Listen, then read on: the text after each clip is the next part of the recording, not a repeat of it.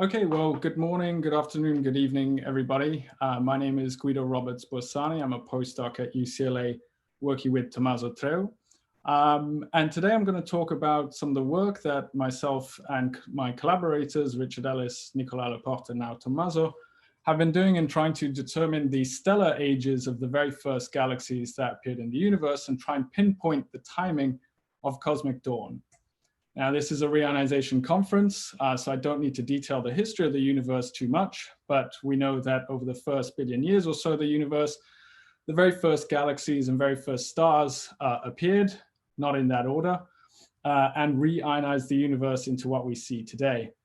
And so constraining the timing of this so-called cosmic dawn is especially important as this tells us something about the duration of the reionization process and ultimately the properties then of the galaxies that drove that reionization.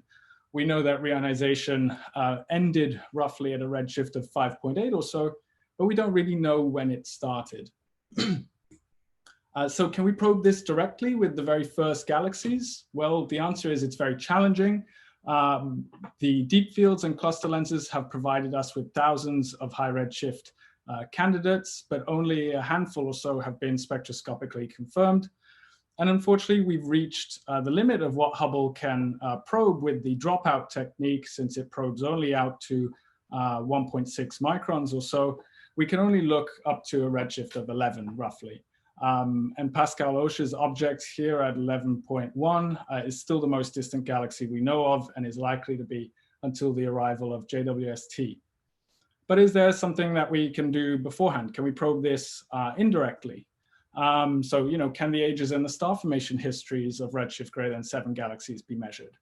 So at these redshifts, the rest frame optical is probed by the Spitzer IRAC channels, in particular 3.6 and 4.5.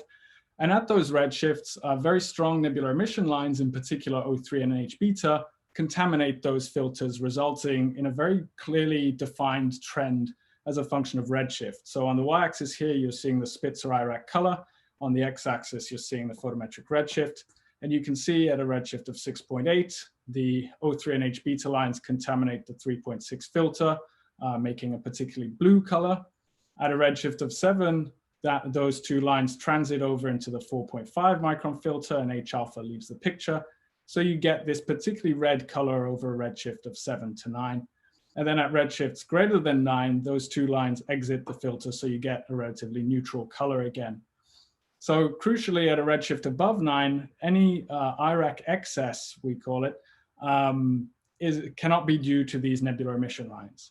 So we went and we targeted one of these galaxies with the VLT, an X-shooter, and ALMA as well, found Lyman alpha and OIII 88 micron detections, and crucially modeling of the HST and Spitzer photometry over here revealed that this IRAC excess could only be explained by a so-called Balmer break, resulting in stellar ages nearly about 300 million years or so. So we've continued those efforts with observations of other galaxies, but crucially now within this plot, we have two explanations for the color trends we see, either very strong nebular emission, as you can see in the top plot, from very young galaxies, or a so-called Balmer break at redshifts greater than 9, where you can see as you increase the age of the galaxy, the Balmer break becomes more pronounced and the IRAC color becomes more red. But what about at redshifts greater than 9, where those emission lines are still there? Is our emission lines the sole reason for that IRAC excess? Well, we can now test this picture. We have over here the SED of a spectroscopically confirmed galaxy, which has been modeled as a nebular emitter. And you can see the IRAC fluxes over here boosted by the nebular emission lines. And we have our JD1 galaxy, the Balmer break one, where you can see the Spitzer excess is due to the Balmer break. We can mask those lines just to see the effect of the Balmer break on its own, and we can convolve those SEDs to the Spitzer bands over here and see what color trend results as a function of that.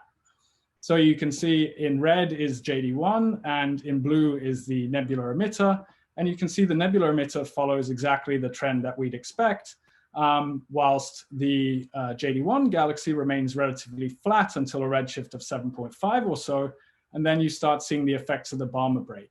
And you start seeing this degeneracy, really. Remember that the emission lines here are masked. You see this degeneracy between the Balmer break and the emission lines, particularly at a redshift greater than 8 or so. And all these points are spectroscopically confirmed galaxies with this sort of IRAC excess.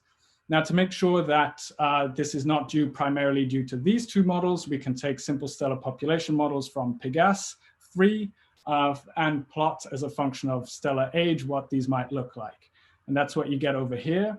The very light blue curves are your very young stellar populations, whilst the dark curves are ones with more evolved stellar populations. And you can really see that it's not just this JD1 template that reproduces this. Crucially, just to show we can match all the IRAC excess galaxies, the dotted or the dashed line is our youngest model with extreme nebular emission. So is it possible to break this degeneracy prior to the arrival of JWST? The answer is yes, we can. ALMA can do this with observations of the 88 micron O3 line, which is tied to the O3 line at 5,007 angstroms. They are the same species, arrive from the same star-forming regions, as well as observations of the dust continuum can place constraints on what we would observe in the rest frame optical. So this is one spectroscopically confirmed galaxy, and the red is the measured photometry.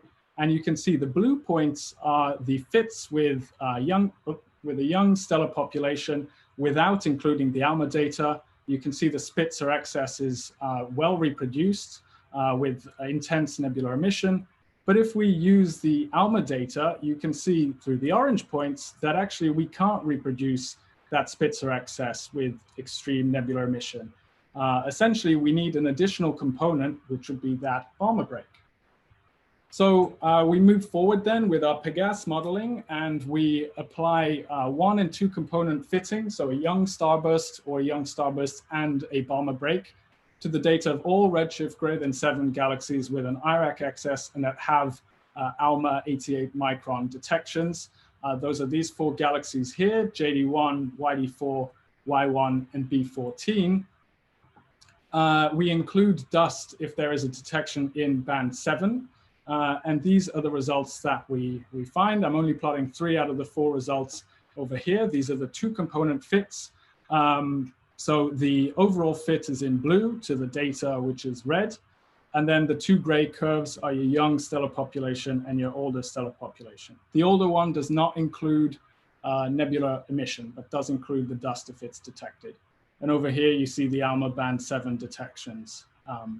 And so crucially, you can see that the Balmer break is definitely required to explain the IRAC excess of these 3 galaxies.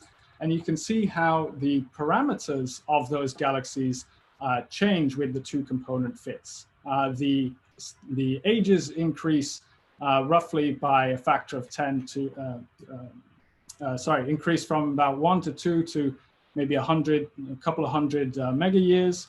The Balmer break is required for at least 3 of these objects, but when we account for the extra free parameters and the log likelihood, this reduces down to 2. We find that the stellar masses of these objects increases by a factor of 30 or so, and that for these 2 component fits, the nebular contribution to the IRAC fluxes is only roughly 10 to 30% or so. So what implications does this have for cosmic dawn? Well, there has been some tension in the past with data from deep fields and lensing clusters where we find they're in good agreement below a redshift of 8 or so. But above a redshift of 8, you start seeing perhaps some discrepancy between the 2 where it's not clear whether galaxies tend to form their stars more rapidly or at a more passive rate. And this would have implications for cosmic dawn, whether that occurred at a redshift 12 to 15 or so, or at above a redshift of 15. So if we assume the 2 component fits of all of our galaxies and take the mean, that's what you can see over here. These 2 curves that I show in the top panel overplotted, or similar ones are overplotted in blue over here. And our mean star formation history is here in red. It is only 4 objects, and there are questions about how representative these galaxies are. But you can see that they form roughly 44% of their stellar mass up to about redshift of 10. or prior to a redshift of 10, sorry. So are older stellar populations unexpected? I would argue not. We see from selection of Spitzer IRAC galaxies that there's an extremely high Lyman alpha detection rate. We also see that a lot of them have extreme radiation fields. We also find the presence of dust at very high redshift in these objects. Some AGN activity as well from detections of rest frame UV lines. We recently released a paper on the mass metallicity relation at redshift 8 and find that these more mass-heavy galaxies are in better agreement. And they're not uncommon in simulations either. So I'm running out of time, but future prospects, JWST will be able to solve or break this degeneracy, both with NIRSpec and NIRCam. This is the luminosity history of the JD1 galaxy, and you can see that it was actually brighter at redshift of 12 or so. So we'll be able to detect those progenitors. And this is a nice plot by Hutchinson et al., who show what we can see with 2 hours of PRISM data. And here you see the O3 line, which contaminates the Spitzer IRAC filters. So JWST will be able to solve this. So I'll leave it here with my conclusions, and I'm happy to take any questions. Thank you very much. Thank you for that, Guido. We have a couple of questions so far. The first one is from Steve, and he's asking, is there a simple scaling relationship between the O3 lines, or does it require more complicated modeling? There is a simple scaling relationship with metallicity if you're talking about the ratio. So this is a plot I haven't showed yet, but what I'd like to draw your attention to, this is our young stellar population models as a function of time. The green line is the metallicity, and the O3 line ratio, 88 to 5007 angstroms, is this orange one here. And you see that it follows perfectly the gas phase metallicity in low electron densities and low electron temperature regions, purely because the 88 micron line is, does not change that much, but the 5007 angstrom line, once you start increasing the temperature, the levels required start getting populated a lot more, so you have a lot more 5007 angstrom flux. So it does correlate with metallicity, and I don't think you need more complex models than that. I hope that answers the question. Very comprehensive. So another question from Dan Coe. What star formation histories do you consider? Yeah, so that's a great question. Very simple one. So this is, let me just find. Right, so very simple ones. We can't model, of course, there are questions about when exactly, a galaxy forms. How do you define that? Here we're considering just the stellar histories.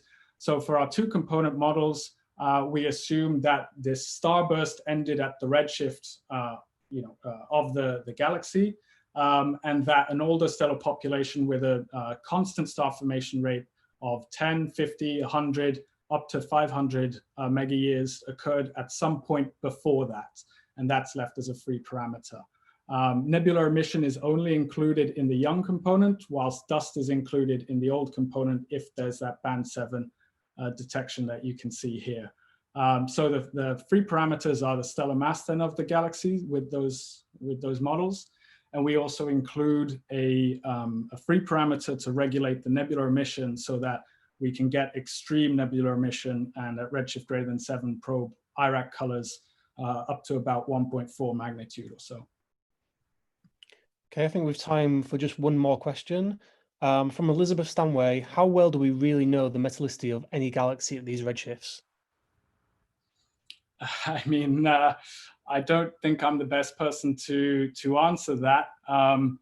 This paper doesn't focus necessarily on the metallicity, but what we do check to ensure that, for instance, our O3 ratios, which I just showed here, to ensure that our O3 ratios probe, a suitable range, is check that our metallicities of our models of our young models are consistent with what we see in the local universe. So we compare them with the results from the dwarf galaxy surveys and find that we probe, gas phase metallicities of about sort of 0.4 to solar, consistent with what we see in the local universe. So I can't answer, just how robust those are, but they are at least consistent from the modeling perspective with what we see in low redshift similar galaxies.